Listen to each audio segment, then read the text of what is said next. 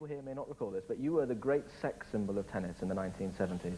Never mind Borg and never mind Rafter these days, you know. Do you think you still are?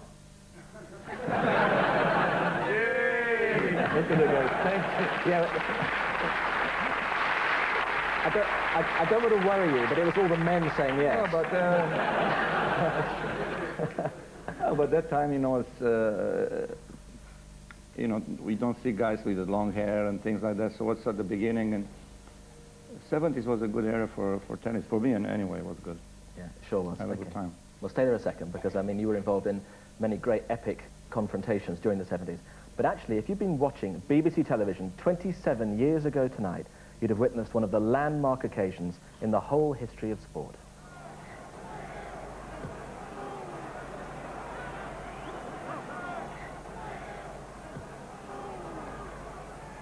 Oh, there it is! The left hook! Frazier's at last caught up with him. Tremendous left hook. Well, that night he became unquestionably the undisputed heavyweight champion of the world, and he joins us now from his gymnasium in Philadelphia. Would you welcome Smokin Joe Frazier? Hey, John, how are you?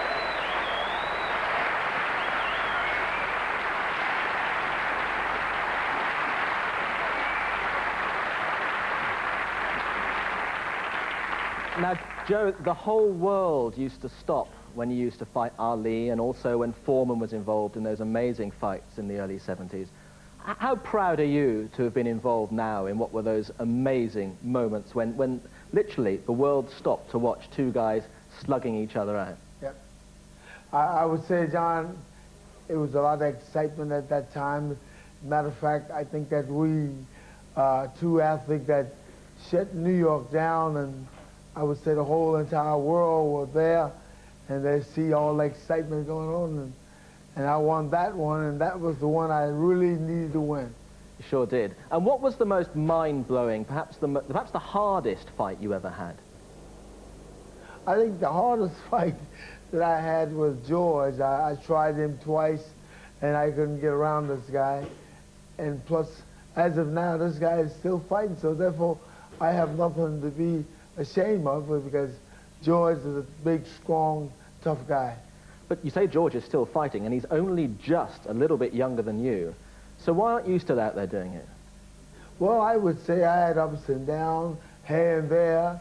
I love what I'm doing. Let's say I had to make some changes because my family wasn't happy. They weren't happy with the things that I do. And matter of fact, I didn't probably look good because I had ups and downs and problems with my eyes and stuff.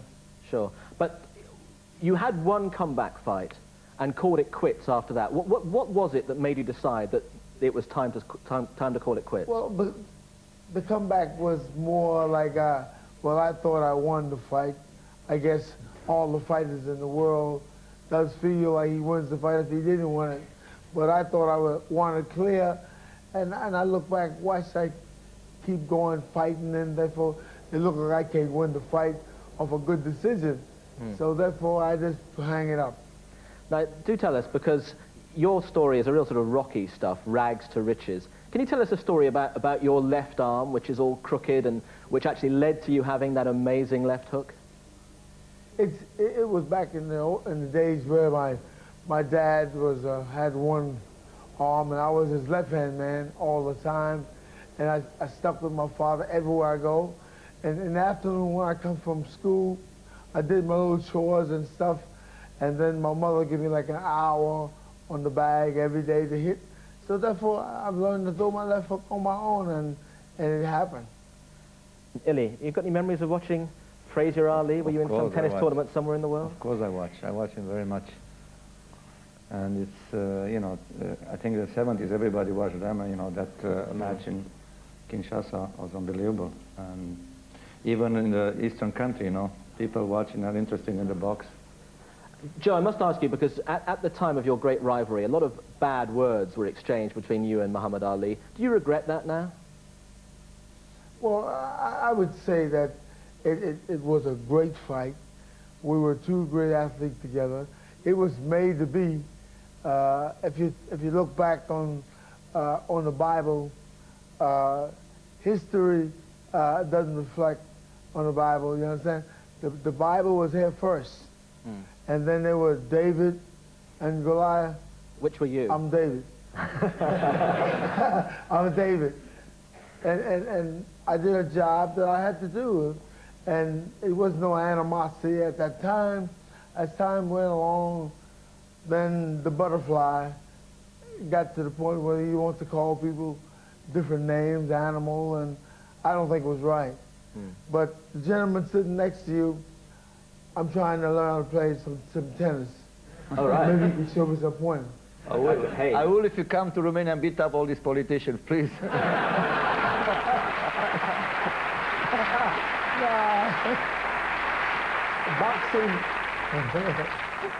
Boxing is one of the most easiest sports in the world, as far as I was concerned.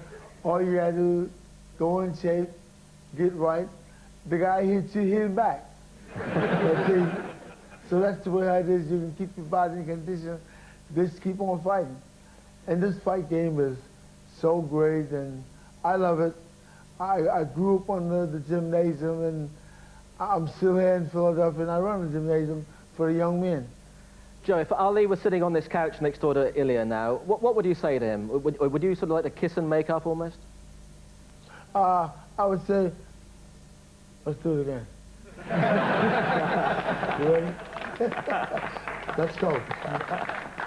But, over the years that you know, we were great friends. You know, my heart bleeds, you know, for what happened as time goes down through the line. You know, none of us want one another to be hurt, handicapped with this game, but it's a tough game, and sometimes you put your life on the line, and you never know what's going to happen when you wind up call quits. Sure. Now, just changing subject completely, because, I mean, in another world, you could actually have been a great soul singer, couldn't you? You could have been, I don't know, the next Marvin Gaye or Otis Redding. Have a look at this. Here I am, walking around, captured by your charm, and love has tracked me down. When I first lay eyes on you, right then I knew, oh yeah, love was out to get me, love was out to get me.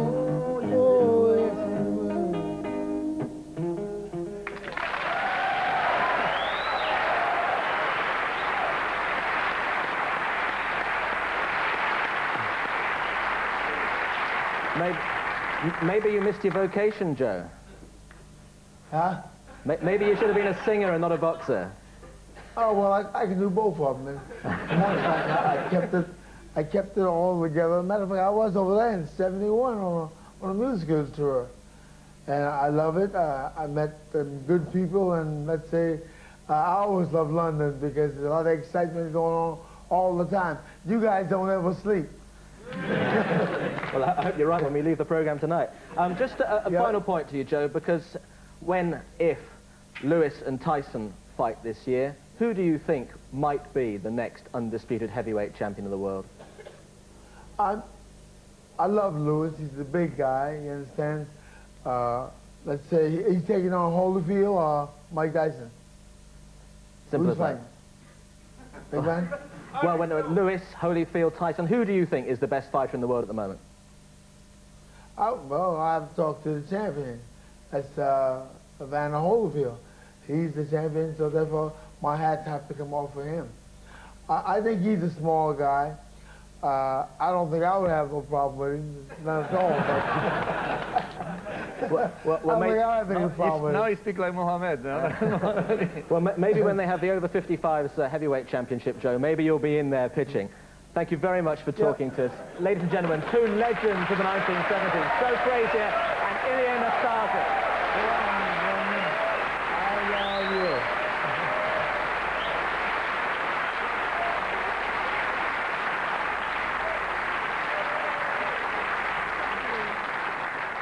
Well, I hope at least that Joe won't mind me saying.